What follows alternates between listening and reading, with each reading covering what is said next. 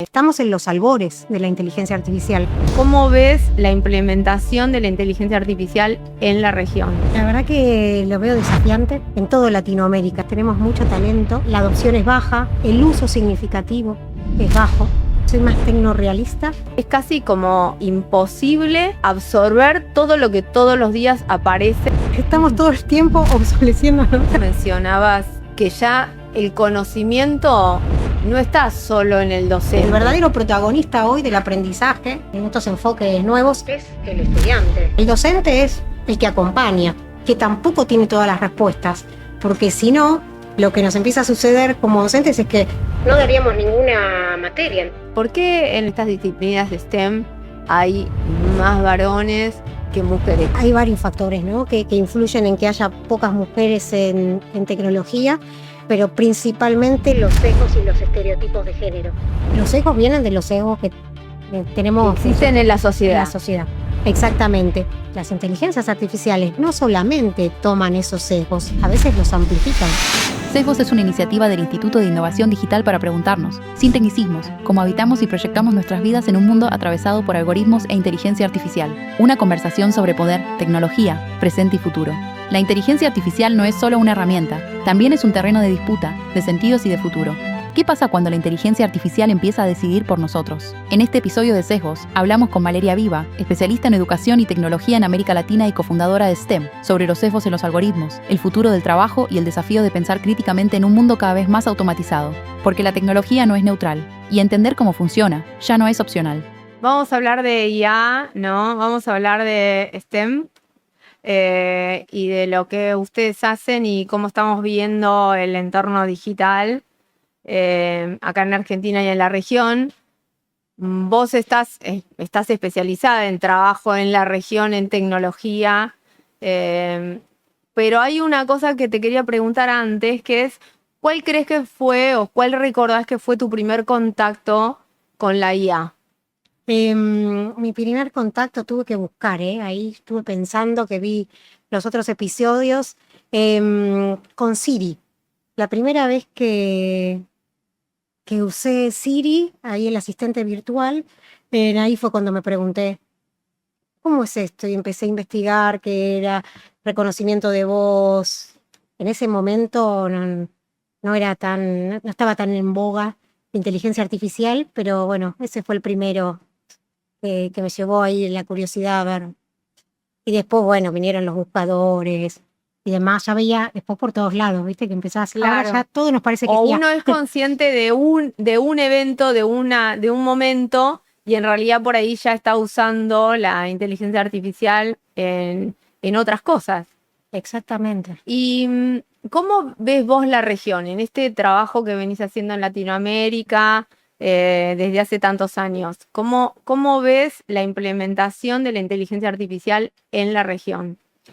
Y la verdad que lo veo desafiante en toda Latinoamérica, ¿no? Nosotras trabajamos en STEM con jóvenes, con docentes, con sistemas educativos en toda Latinoamérica y bueno, la verdad que tenemos una brecha mayor de desigualdad, entonces la adopción, si bien tenemos muy buenos profesionales, tenemos mucho talento, la verdad que cuando vemos los números comparados con Estados Unidos, Europa y demás, bueno, la adopción es baja, el uso significativo es bajo. Cuando vos hablas de STEM, ¿por qué no explicamos qué significa? Dale, hablemos exactamente.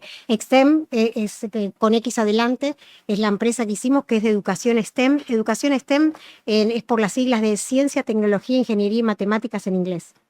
Y que es una educación que apoyada en estas disciplinas trabaja, sobre todo trabajamos en desarrollar las habilidades del siglo XXI, ¿no? Estas habilidades que necesitan las niñas, niños y jóvenes, y también los adultos, necesitamos para este nuevo mundo con tanta inteligencia artificial y otras tecnologías, bueno, que están transformándonos. ¿Vos sos de las que piensan o de los que están pensando con temor en relación a la velocidad con la que viene la inteligencia artificial, o sos de las que piensan optimistamente de todas las ventajas que nos está o que nos va a aportar la inteligencia artificial? ¿En qué lado te parás o en ninguno de los dos? Y mira, la verdad que siempre fui muy optimista. Era lo que se dice, ¿no? Una tecno-optimista, y trataba de encontrar en la tecnología para todo lo que nos podía ayudar como humanidad. Ahora te diría que soy más tecno-realista. Algo que también aprendí hace poco es que la mirada optimista hacia el futuro es una habilidad que tenemos que desarrollar, porque es muy difícil, ¿viste? Movernos si no tenemos esa mirada optimista hacia el futuro. Como que el pesimismo nos limita. Entonces le estoy poniendo optimismo, pero veo un panorama complejo. La verdad que esta revolución industrial es, es bastante más intensa que las otras. A veces solemos, ¿no?, compararla. Lo escuchamos, bueno, ya pasamos varias revoluciones, sí es verdad, y yo creo en la resiliencia humana, en el talento, pero nos agarra en un tiempo complejo. No sé, cuando vino la máquina de vapor, bueno, la humanidad avanzó, hubo más empleo, con la electricidad, la segunda revolución industrial, también se crearon más empresas, mucho trabajo, luego la tercera con la computadora, bueno, ahí también había. En esta yo creo que estamos en un tiempo demográfico y también económico del mundo que nos encuentra en otros lugares. Eso me da un poquito de temor. Pienso que todavía no estamos pensando en todo lo que implica esta revolución, los empleos. En algunos lugares no están pensando, en los países más avanzados sí están pensando en cómo ingreso único universal, reducción de jornadas laborales. Acá en Latinoamérica nos agarra a medios. Mientras nosotros seguimos discutiendo esto, la inteligencia artificial sigue avanzando. Todos los días es casi como imposible absorber todo lo que todos los días aparece de información en torno a avances. Totalmente. Hoy hablaba con mis estudiantes de la universidad y les decía esto, ¿no? Que lo que yo digo también sométanlo a duda, porque es muy difícil estar todo el tiempo actualizado. Si no, nos pasa eso. ¿Cómo hacemos para tener contenido? Y a veces en el medio de una clase uno menciona algo, pero chequémoslo, o saber que, bueno, en otros tiempos, ¿no?, los que estamos más en tecnología, nos gustaba sentirnos los que sabíamos, ¿no?, de tecnología. Nosotros teníamos lo último, y hoy me pasan un montón de reuniones que no sé, de todos los temas, y trato de mantenerme actualizada, y tengo una gente que todos los días me manda un Claro, es como si compilado. tuviera fecha de vencimiento. Claro, como que estamos todo el tiempo obsoleciendo, ¿no? Sí, sí. Es como que necesitamos, sí. Bueno, pasa un poco eso, ¿no? Como que hay mucha información, y a veces distinguir, eso me parece un punto también interesante. Bueno, entender la transparencia que cuando interactuamos con estas inteligencias, la información que nos da, me parece algo clave, la privacidad, todo lo que tiene que ver la información que damos. Hoy tenemos potencias que no son países, ¿eh? Tenemos plataformas, software con millones de usuarios que saben más de nosotros que a veces que nuestras parejas, que nuestras amistades. Entonces, bueno, y creo que no estamos siendo conscientes de la información que todo el tiempo estamos dando. Lo digo a nivel individual y también lo veo a nivel empresarial. ¿Y cómo crees que eso se podría trabajar? O sea, ¿esto depende de regulaciones, como te preguntaba antes, o de qué? Hay una parte que pues sí tiene que ver con regulaciones, ya se está empezando a trabajar con regulaciones en el mundo, en Latinoamérica están empezando también, y es importante ¿Y en regular qué la adopción. parte? ¿Qué crees que tendría que ser regulado? Yo no digo regular el avance o el uso, sé que algunos lo proponen, regular hasta acá, porque estas inteligencias ya crean sus propios lenguajes y todo eso que se menciona, que también es, ¿no?, agobiante escucharlo. Yo por ahora no creo que sea necesario. Hay gente que sabe más que yo del tema, ¿no? Y están como los gurús, viste que hay un grupo que pidió que frenen el avance. Pero por lo menos sí lo que tenemos que hacer es regular el uso, regular cómo las empresas lo van usando, sobre todo la adopción.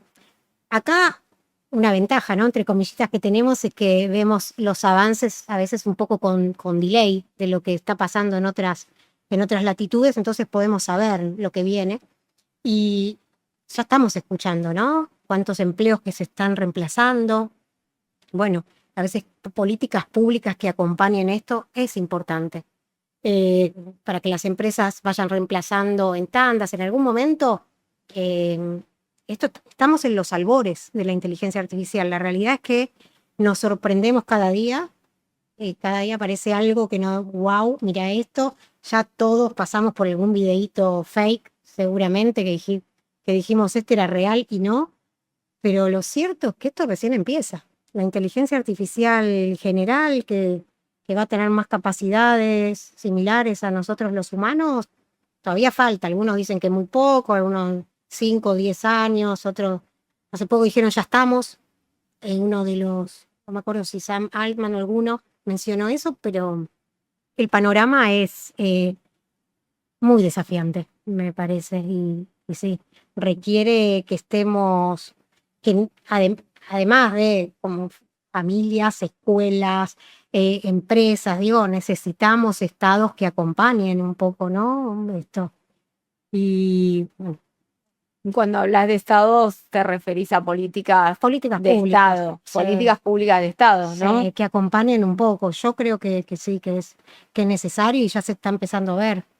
En Europa ya salieron regulaciones, acá se está trabajando, en otros países también, pero bueno, estamos como muy a la deriva.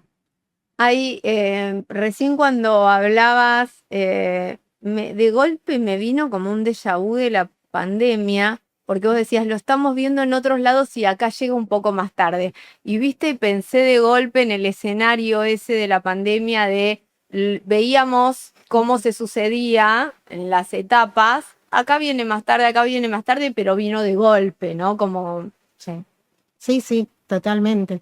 Bueno, la pandemia es un buen ejemplo.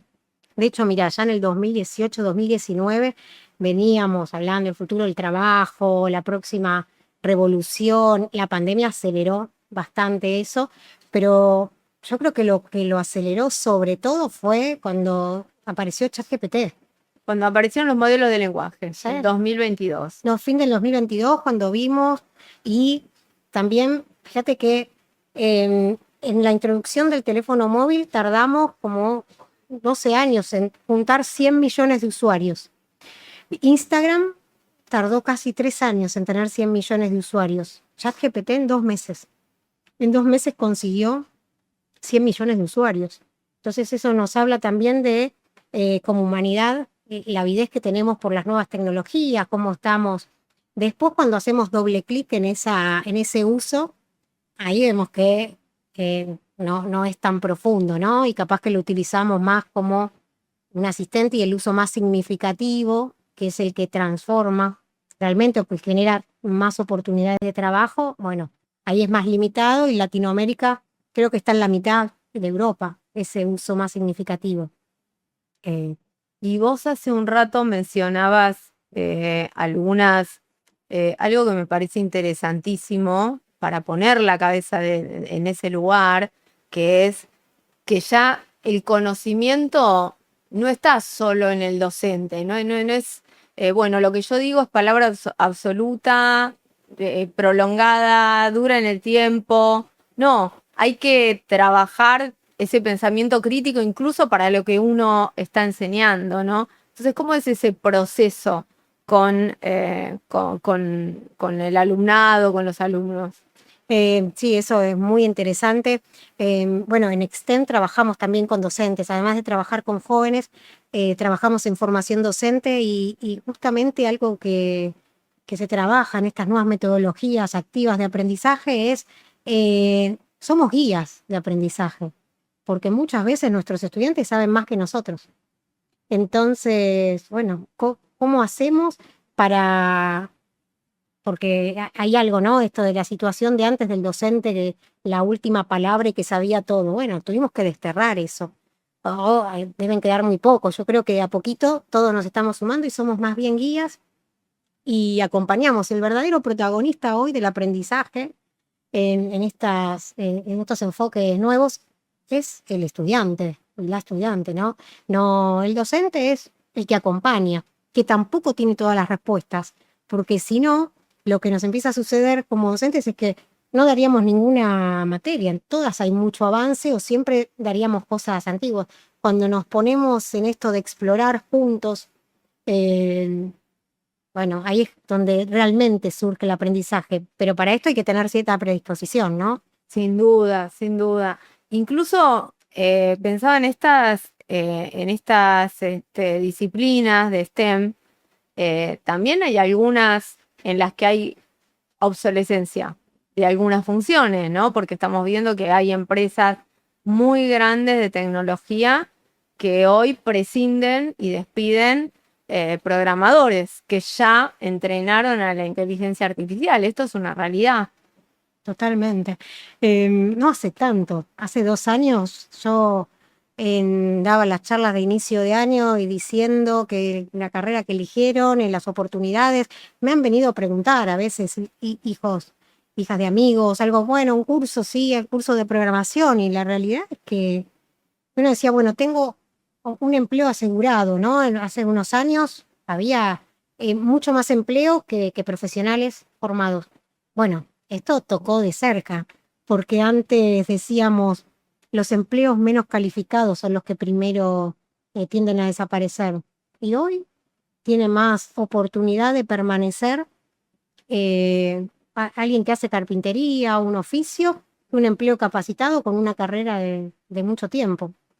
Y eso también genera una crisis. Me parece que los jóvenes tienen un desafío muy grande porque están armando su futuro, están pensando en sus carreras, en su vida, y las agarra con Y nada nada es seguro. certero. Claro, es como todo es incertidumbre, nuevas carreras que se crean y la realidad también es que nosotros los adultos no tenemos tantas respuestas para darles.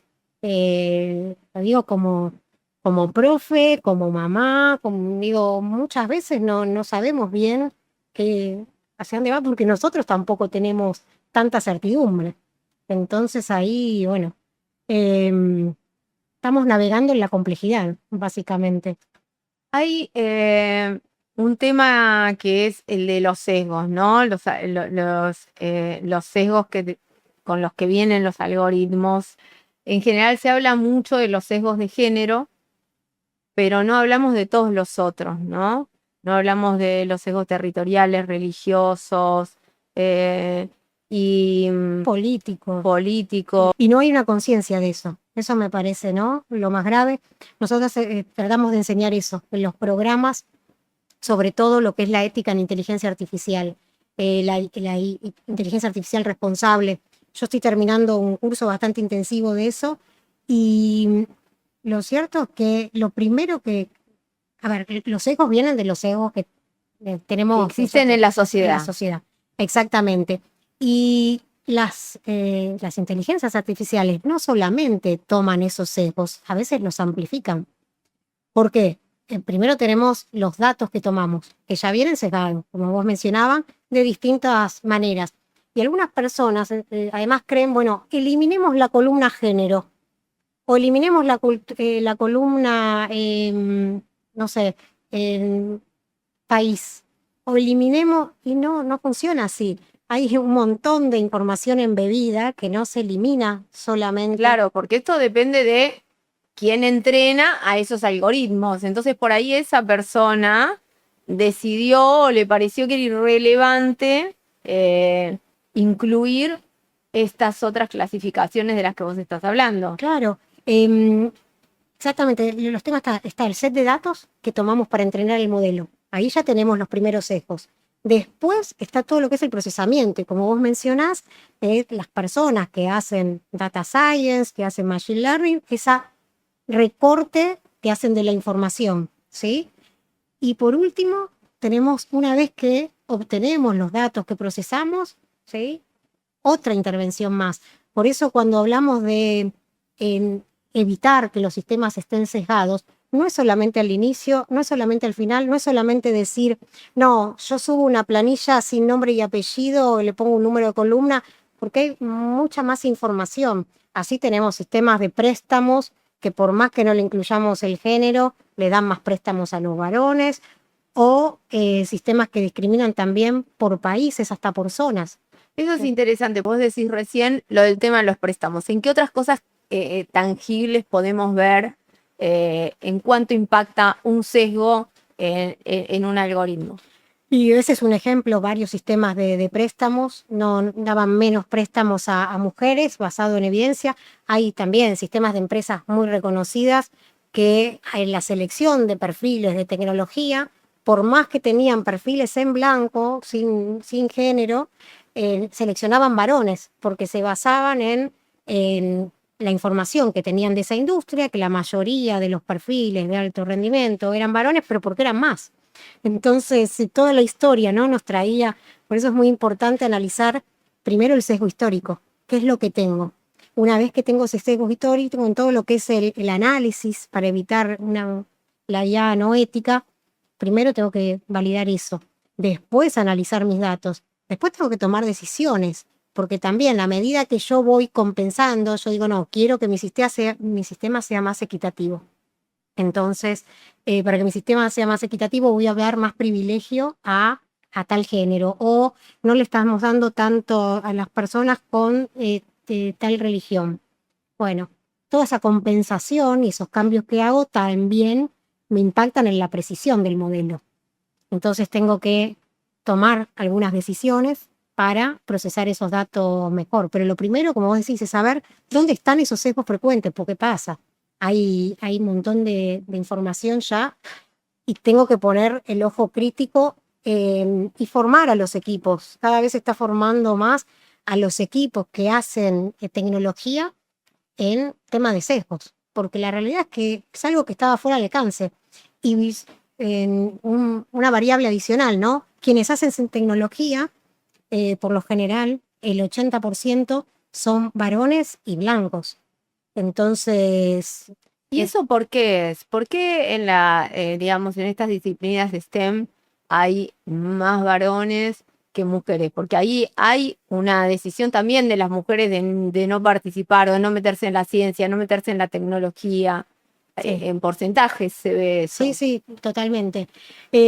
La realidad hay varios factores, ¿no? que influyen en que haya pocas mujeres en tecnología, pero principalmente los sesgos y los estereotipos de género. Si vamos un poquito para atrás, como para ver por qué la evidencia no es que es un sesgo y estereotipos de género, cuando comenzó la computación, las que trabajaban codeando, ¿no? Haciendo software, eran mujeres, en su mayoría. ¿Por qué? Porque se consideraba que el desarrollo de software era una tarea administrativa. ¿Sí? El glamour en ese momento de la tecnología estaba en el hardware, y ahí era donde estaban más los varones. De hecho, en las carreras había muchísima inscripción de mujeres. Acá estaba la carrera de computadora científica, computador científico, y había muchas mujeres. Después, cuando empieza a crecer la computación, el software gana un lugar muy destacado, los varones empiezan a volcarse más hacia el software, y las mujeres se redujo muchísimo la inscripción de mujeres, tendiendo, ¿no? a niveles muy bajos, y hoy no logramos levantar esos números. 20 y pico % de mujeres en inscripción en carreras es bajo. Y tiene que ver. Estamos hablando no solo tecnología, ciencia también, o sea. En ciencia hay un poco más, en ingeniería hay un poco menos. Si exploramos, buceamos un poquito más en los datos, por ejemplo, en ingeniería hay más en ingeniería química o ingeniería textil, y hay menos en ingeniería mecánica, electrónica, sistemas. Pero sí, y tiene mucho que ver la familia, ¿no? Hay estudios que hablan del primer lugar es la familia. Después tenemos la escuela. Y en la escuela todavía vemos, ¿no? Las capacitaciones con docentes hablamos mucho de esto. Los modelos que le damos, la falta de modelos de rol. La falta de modelos de rol también es. Si cuando les preguntamos, yo te pregunto, nombrame 3 personalidades de la tecnología destacadas. Jeff Bezos, Elon Musk, Mark Zuckerberg. Tenemos un montón de mujeres, pero tenemos que intencionadamente mostrarlas. ¿Por qué? Porque por nuestra cultura no lo tenemos ahí tan presente, porque son menos también, ¿no? Sí, claramente. Exactamente. Bueno, muchísimas gracias, Valeria.